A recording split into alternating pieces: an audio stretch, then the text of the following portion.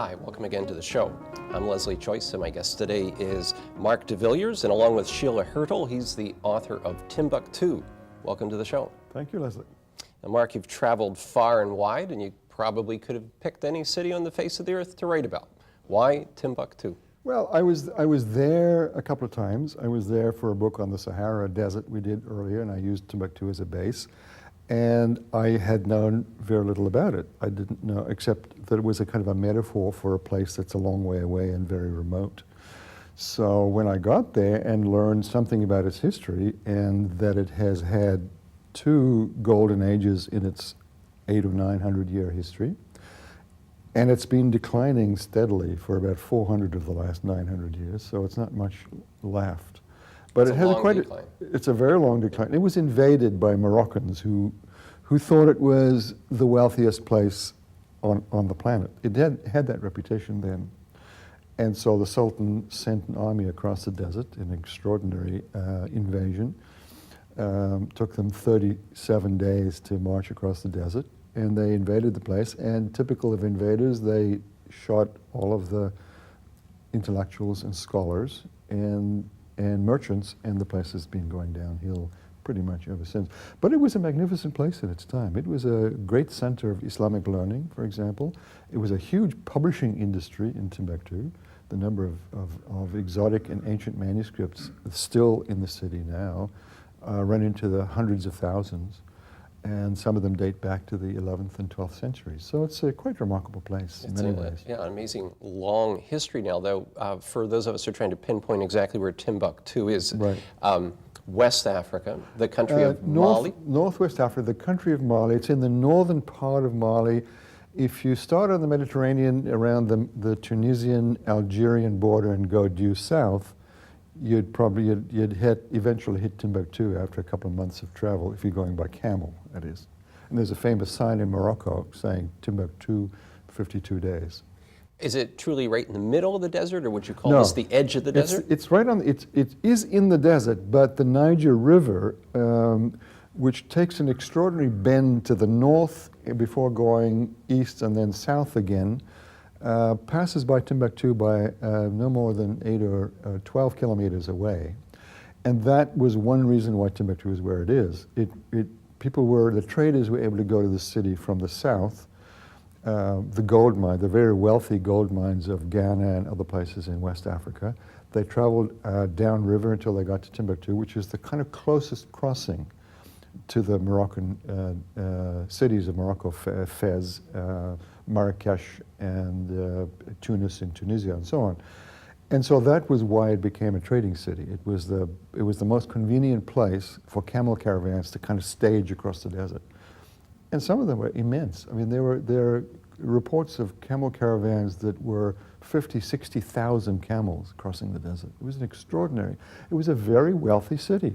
Okay, now given that wealth and given that history, you know, I would say that for most people in North America, the country of Mali and the city of Timbuktu is off the radar. Why is it that we would know so little about it? Many reasons. As I say, partly Timbuktu's commercial importance disappeared around 1600. And its universities started to decline then. And partly the invasion, and partly because that coincided with Portuguese and Dutch shipping going down the Atlantic, and that was simply more efficient and easier to transport the gold from West Africa by ocean than it did across the desert. And so the commercial rationale of Timbuktu declined, its population dwindled, and it simply faded into obscurity, which is why in later years it became this kind of metaphor for a place that was maybe mythical. The end of the earth kind of thing. The end of the earth. Yeah. I mean, there was still a phrase when I was growing up, from here to Timbuktu, which meant from here till you couldn't get anywhere else. Right, couldn't get any further away than that. You couldn't get any further away. Now, we've actually talked about Mali before here on this TV show with Joan Baxter, who had lived there. Yes. And she makes it sound like there's an incredible spirit to the people. Oh, there is. There. What's your take on that? It's ethnically very complicated, as many places in Africa are. The north, which is where Timbuktu is almost all the tribal people are called Tuareg. They're the famous kind of blue men of the deserts. They wear blue robes and indigo-dyed robes, and they're the desert nomads. They're the kind of masters of the deep desert. Most of Mali is in the south, and most of it is a tribe called Bambara, and then 90% of the country is Bambara, and a few percentage points are Dogon, which is an interesting culture in itself, and then the minority is a Tuareg. But the north is largely nomadic still. In your other books, you've written about what's happening to the climate there in Africa, and this is a very critical area geographically. What is going on there with the change of the climate? There are actually mixed reports. Desertification, the desert is spreading. There's certainly no question about that. It goes right down to the Niger River now, and the large African animals that were still found there 30, 40 years ago have vanished. And the forests, there were forests in Timbuktu 200 years ago, and there's not a stick of wood left. So the desert is spreading, partly because of human action, partly because of just a drying climate. But on the other hand, the country of Niger, which is the next one east, city of Agadez and so on, Niger is much greener now than it was a decade ago or 2 decades ago, because slightly heavier rainfall and deliberate policy on the state government to encourage planting and nurturing of trees. And so millions, literally millions of hectares of the countryside is going back to greenery. So that's a very encouraging sign. Desertification is not inevitable, but it's so dry. Timbuktu has maybe 5 days a year when it rains. And so a couple of degrees change in the average temperature would make desert life much more difficult than it is now. It was difficult enough. And it must affect everything. It's hard in the economy. It's certainly hard in the lives of people. There's considerable poverty in a country like that. Mali is one of the poorest countries on the planet. Yeah, average income of maybe $200 a year. And it simply doesn't have any money to refurbish or renovate or maintain the city of Timbuktu itself. In fact, it's so poor there's still not a highway from the capital Bamako to Timbuktu. The road simply doesn't exist. I noticed you said that in the book, and I was thinking, well, how could this be? That well, the road goes a couple of hundred cities. kilometers into the desert, then it just stops. Well, because Timbuktu is remote, even by Malian standards it's remote, and they don't care about it that much. It's just out there. It's a desert city, and it's slightly seedy around the edges, and the rich kind of cultural history of the place has been, until quite recently, I think, just neglected and forgotten. But that's changing now. Okay. My guest today is Marq de Villiers. We're going to take a short break and be back right after this.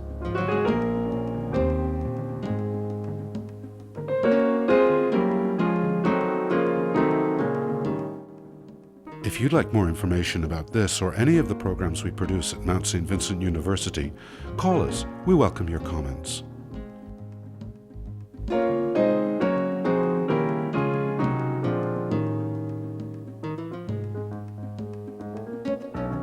And welcome back to the show. My guest today is Marq de Villiers. We're talking about his book called Timbuktu and about his time traveling in Africa. Now, you yourself are from South Africa, far away from Mali and Timbuktu. Do you feel drawn to explore different parts of the African continent? I've traveled for 35, 40 years in Africa, and there are a few countries I've missed, but not a lot.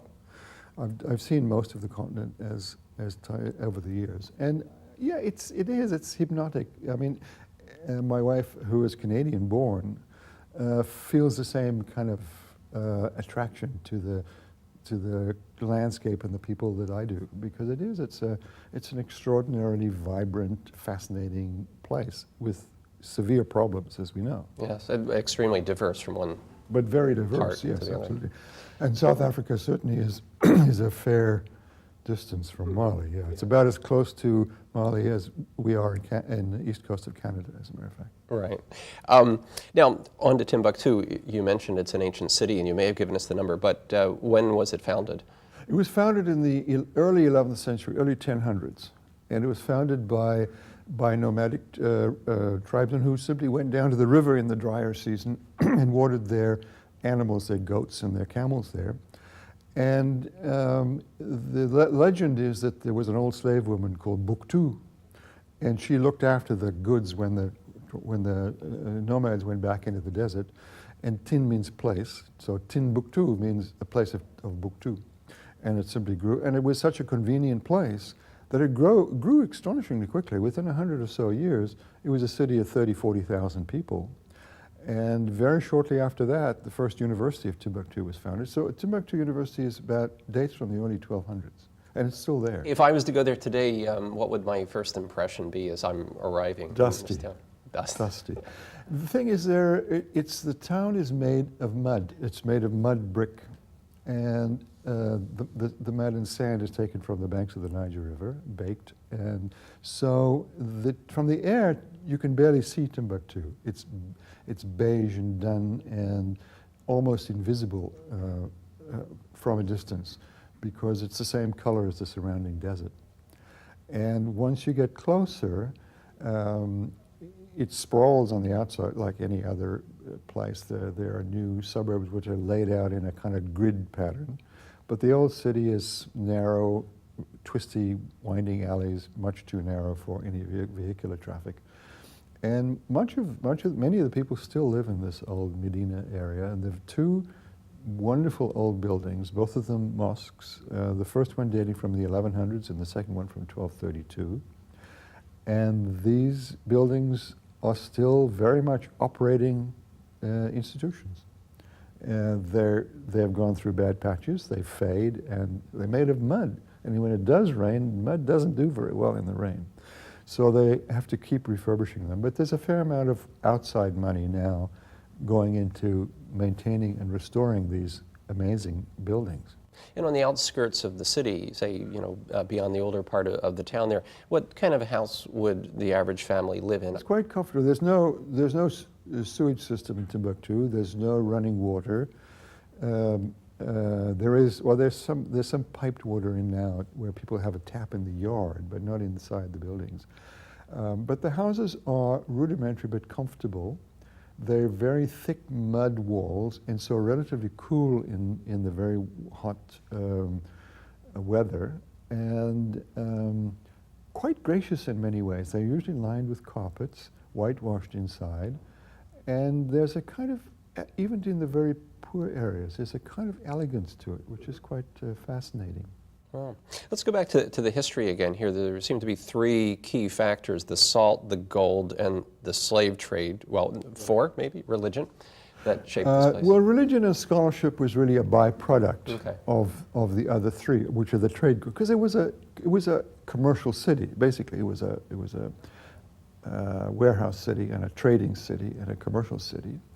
And the main trade good going north was gold. Gold was cheap, easy to come by. There were lots of alluvial mines. And the main trade good coming south was salt, because there was very little salt in the south. And for 200 or 300 years, a gram of salt and a gram of gold were exactly equivalent in value. Really? Well, to the Tuareg, who don't like gold anyway, because their own sense of themselves think that silver is a much more interesting metal than gold.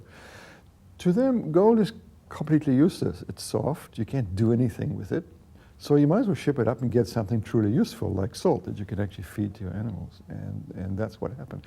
And then the third major commodity, also going north largely, were slaves from the kind of edge of the savannah to the south of Mali. And that trade was run by Arab slave traders from the north. And this is slavery that goes way back, far previous This is way to before the North Europeans America. ever. I mean, the Europeans brought to it a kind of grotesque industrial efficiency to the slave trade. But the Arab traders it was a live trade by 1200.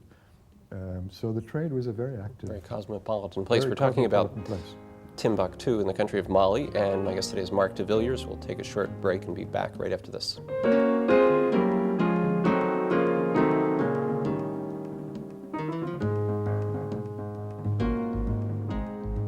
This program is presented as a public service by Mount St. Vincent University.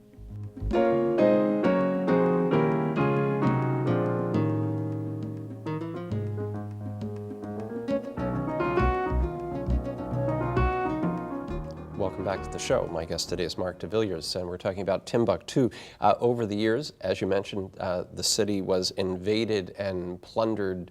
Why was it a particular target? Why was it a likely candidate for them? Because all through the medieval period, the stories of Timbuktu's riches kept growing in the telling. Although traders were back and forth all the time, they really knew the story. The fact that it was incredibly wealthy, but the Moroccan invaders thought that it was the source of the gold. It wasn't really. The gold was coming from much further away. They were simply parked in Timbuktu waiting for the caravans to go north. But this reputation it had of an incredible depository of warehouses full of gold persisted all through the medieval period. And it wasn't totally untrue. It's not known that 3/4 of the coins used by the Venetian traders in the Renaissance period actually came through or via Timbuktu. So it was a viable, but its reputation grew, and the Sultan of Morocco, who was then trying to displace the caliphs of Baghdad, he had great ambitions to take over large areas of the Islamic world, needed financing for his conquests, and so he sent this army across the desert, and they were incredibly disappointed when they got there. They found a city that was adequately furnished and so on, but the warehouses of gold were simply not there. I guess it wasn't the last time that a rumor had started a war, was it? No, it wasn't the last time, and I'm sure there'll be more. Tell me a bit about the Tuareg nomadic people. The Tuareg, they called the blue men of the desert because they wear these indigo-colored robes.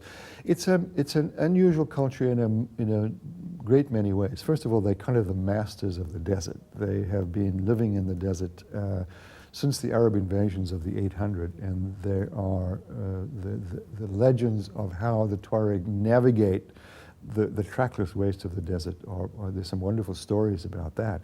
But the culture is unusual in many ways. It's the only Islamic culture that I know, for example, where the men are veiled and the women are not. Women can divorce men, but men can't really divorce women. It's a very matrilineal culture in that sense. And its practice of Islam is also very different. It has music during Islamic services, which is pretty unusual in the Islamic world. And it's also a version of Islam that is absolutely tolerant, wide open to influence, and peacemaking version of that religion, which is, as we know, not universal.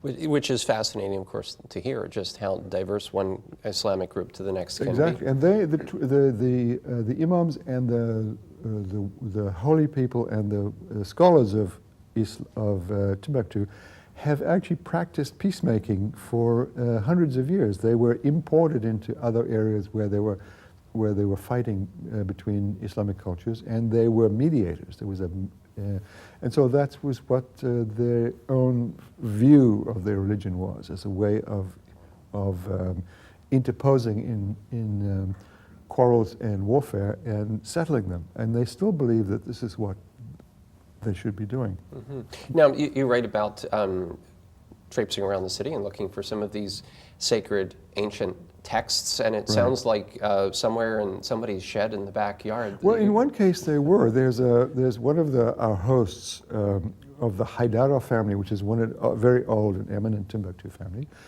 He had a library of 30 to 35,000 ancient manuscripts, some of them really dating back to I think the oldest was 12th century, but he had many dating from the 13th and 14th centuries. And the building they were housed in was in bad shape.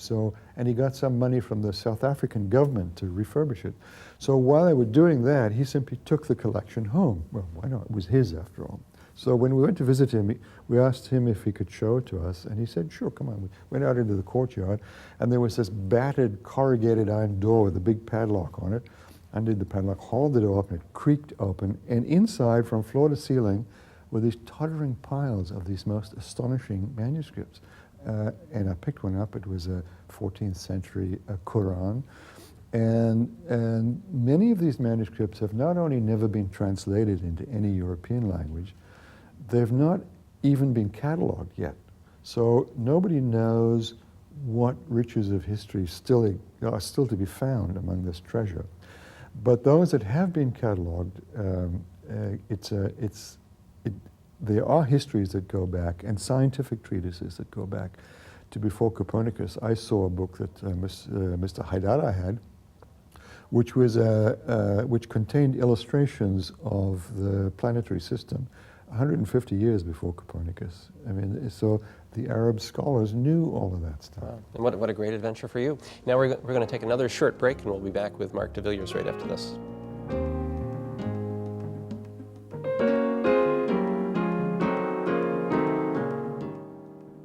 If you'd like more information about this or any of the programs we produce at Mount St. Vincent University, call us or email. We welcome your comments.